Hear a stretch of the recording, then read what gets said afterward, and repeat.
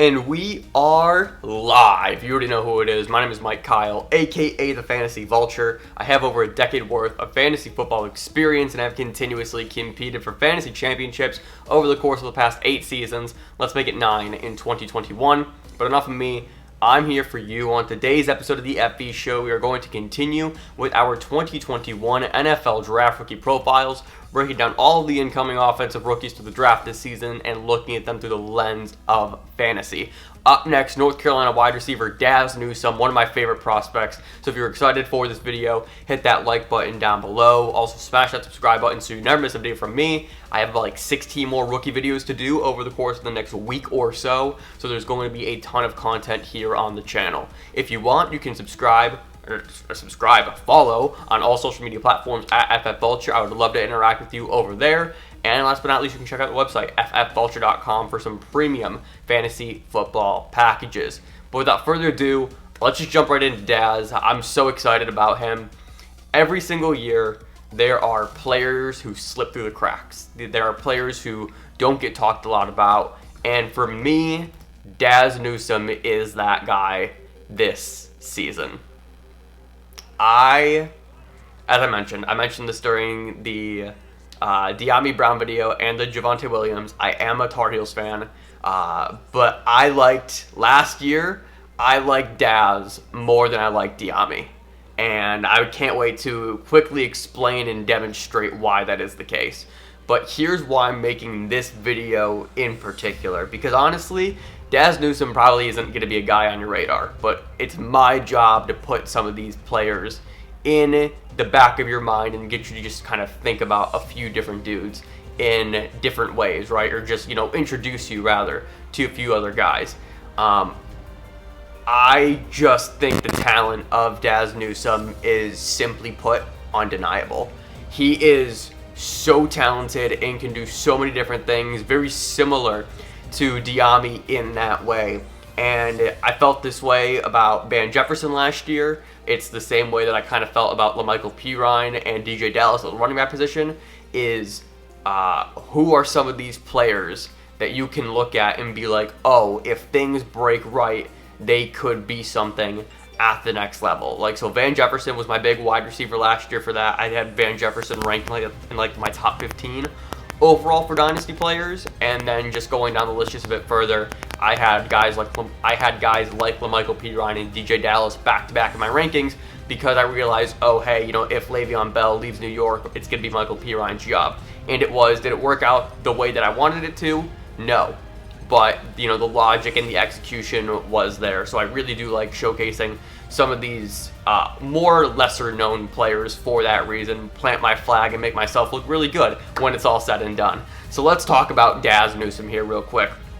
He's 21, 5'11", 190 pounds, and he's not the fastest guy. He ran a 4.59 40, so definitely not a speedster. But what I saw throughout his time at Carolina is an athlete. He's not the quickest, but he's still going to be able to get the job done. And he plays the wide receiver position the right way. He was primarily used in the slot, but he has been able to show the ability to move all over the field. One of the ways that Carolina used him a lot was that you put Dyami Brown on the outside, and just in motion you just move Dazz Newsome across the field, and he just worked really well when you have those two guys as your wide receivers, and then you have Michael Carter or Javonte Williams in the backfield and Sam Howell as your quarterback. That's a pretty good recipe for success. And also, just a really important note here, is Dazz Newsome the best name in the draft? Because I think it is. Because I absolutely think it is. And again, nobody knows who Dazz Newsome is. I'm very confident in saying that. Unless you are in the know and you are in the mud and the dirt for fantasy football, or not even for fantasy football, just for kind of the NFL in general, you probably have no idea who Dazz Newsome is. And so I've had my eye on Dazz for years now. He is a senior. He was a 4-year player at Carolina, and it's going to be dependent upon landing spot, I think, for his success. That said, he absolutely has the tools to succeed at the next level. Again, I mentioned like just the athlete, his ability to play at different parts of the field and just different positions on the outside or in. He's just really solid overall. I love his ability to make different kinds of plays. You saw some plays in that highlight reel already, just hit him out of the slot, him going deep. He doesn't go deep as often as I would like, but he's like this, like that's, you would love that gain, right? His best season at Carolina was his junior year, and that was 102 targets, 72 receptions, 1,000 yards, and 10 touchdowns. So it was very cool to have him and De'Ami Brown, these two guys, where they were both, you know, the 1 and 2 in the offense, and then also they were both guys that had over 1,000 yards and double-digit touchdowns in the same season. Like they were probably two of the most dynamic wide receiver duos in college football 2 years ago in 2019, and even more so. And even less so in 2020, but that was just because Carolina had a very weird offensive year this past season. They were both great, but their 2019s were better than their 2020.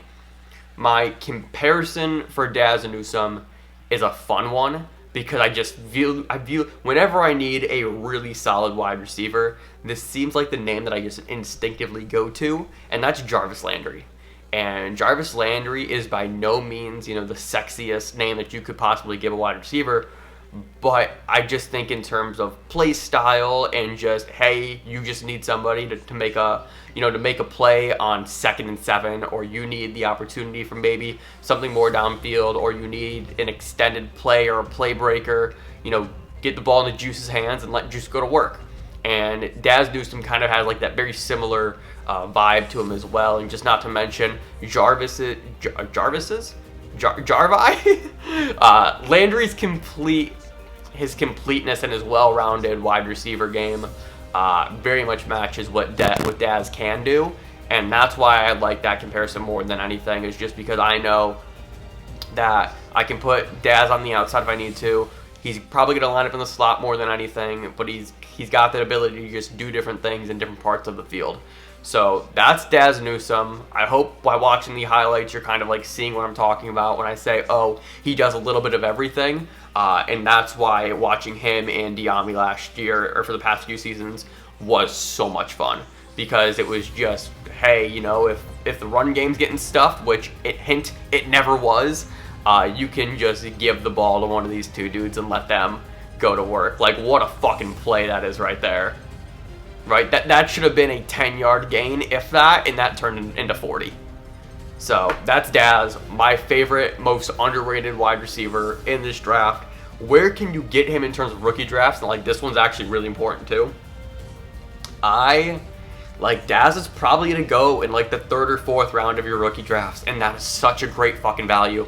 That is incredible value for a guy who you can probably just slide in the future could have just very solid wide receiver 2 value or wide receiver 3 value at the worst overall throughout the course of his career week to week. So that's Dazz Newsome. If you enjoyed this video, be sure hit that like button down below, subscribe so you don't miss a video from me, and remember, people come and go, but fantasy championships are forever, and I will see you in the next video.